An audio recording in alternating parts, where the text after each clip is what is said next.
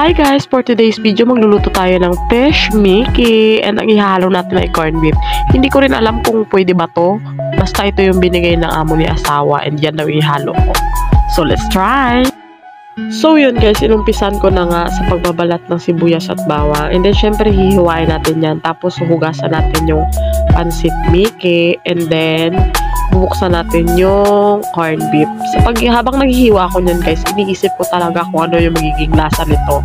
Actually guys, first time ko talagang gumamit or magsahog ng corned beef sa Mickey. So yun, sana magustuhan lang.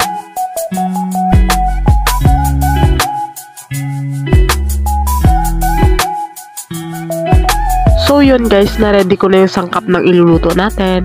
So yun na nga, sinumulan ko na ang pagluto, nagpaapoy na ako, tapos sinalang ko na yung kaserola and then magigisa-gisa na tayo para matapos na tong ulam na to dahil tanghali na at kailangan na natin kumain. So yun nga, pagkalipas ng ilang minuto ay kumukulo na siya, kaya ilalagay na natin yung pansit Mickey.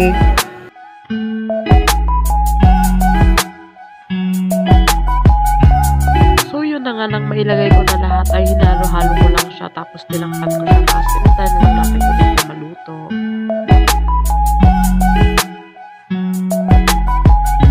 So yun guys, luto na nga ang ating pansit Mickey na corned beef ang halo and mukhang nagustuhan naman nila dahil naubos tong ulam nito. So yun guys, thank you for watching!